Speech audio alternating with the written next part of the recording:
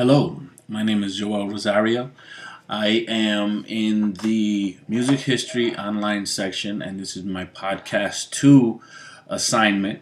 And I'm going to be discussing the impact of Armin Van Buuren and his 2010 album Mirage, and several of the tracks from it. But mainly, I'm going to be talking about Take a Moment, and that's the track that I'm going to be playing. It's featuring Winter Kills.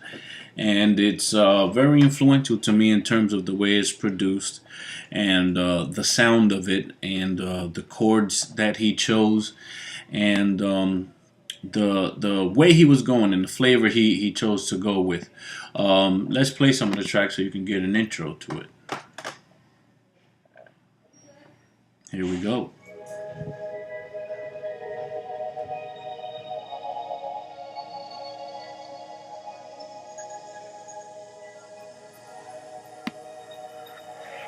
And it's a heavy synth sound.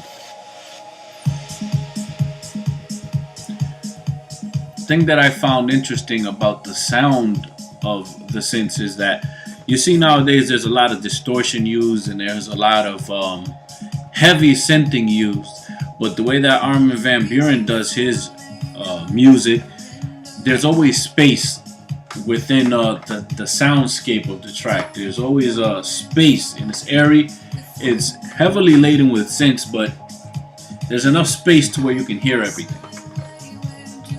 And in discussing how he created this track and how he goes about in the creative process of creating, he said sometimes he'll just go into the studio, lay down something real quick that's very similar to whatever he's been hearing in the genre or on the radio lately.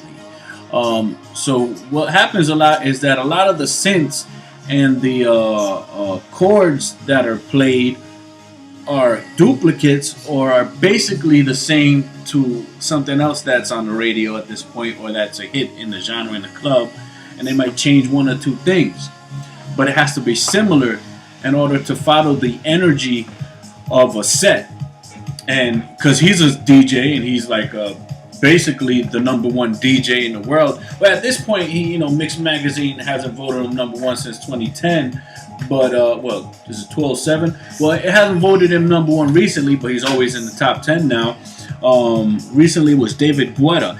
Now, when I listen to this, it really tells me that there's no way that someone like a David Guetta would be able to be as successful as they have been without listening to the methodology of an Armin Van Buuren for the last 15 years, for the last year since 1995 when he crept on the scene. There's no way he would be able to be as successful as he was if he wasn't listening to that and recreating it through the methodology of listening and perpetuating a certain sound. And that's what he's been doing. Armin Van Buuren said he's been doing, and that's what everyone does in the genre. He also said that he'll create a small loop, not even a demo of the song, and send that to the vocalist. And whatever that vocalist is inspired by, like what he sent to Winter Kills, whatever that person is inspired by, he'll then take that, listen to what they've made, and build it back up around that. And he's doing the mixing also, so he's stripping everything down. And another thing that I love about the sound of Armin Van Buuren is the clarity, and the way that he achieves that clarity is through EQing and feathering. Taking a sound and making sure that it has its own space in the mix, that is not interfering with something else.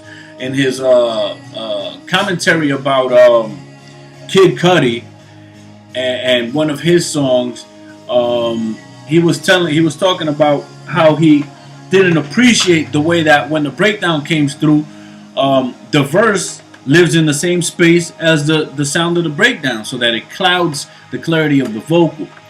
You never hear that in any of Armin Van Buuren's songs. On this album Mirage, everything is really clear. He mixes everything, and he's creating all the chords and the sound of everything going in different directions in each track, but sonically has contributed so much to the mix, and that makes it incredible now because you hear a lot of clarity now, and when you hear distortion in the songs today, you hear it utilized as an effect most of the time.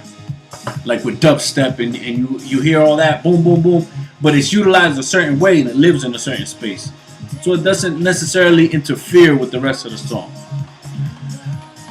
So I mean, just listening to it, Armin Van Buuren has been extremely influential in the pop genre because what he's done in trance and in house music has spread out into popular music in general. That's why you hear songs like Starships or the song that Nicki Minaj has with David Guetta, and all those dance songs that are a mix of pop, hip hop, and all that. They're all influenced by what Armin Van Buuren has been doing and what has been happening in electronic music for the last 10-15 years. So this is my statement on that and my analysis of Take a Moment by Armin Van Buuren. And those are my opinions on it. Again, the clarity of the music is a hallmark of Armin Van Buuren. And the sound and the chords he chooses are always perpetuating the theme of what a trance music is and electronic music, and bringing that into popular culture. He's been extremely influential in everything that he's done. So much kudos to him and a lot of respect.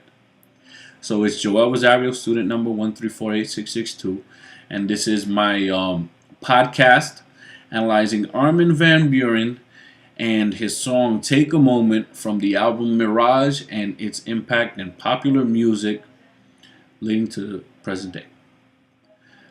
Online section, music history. Thank you very much.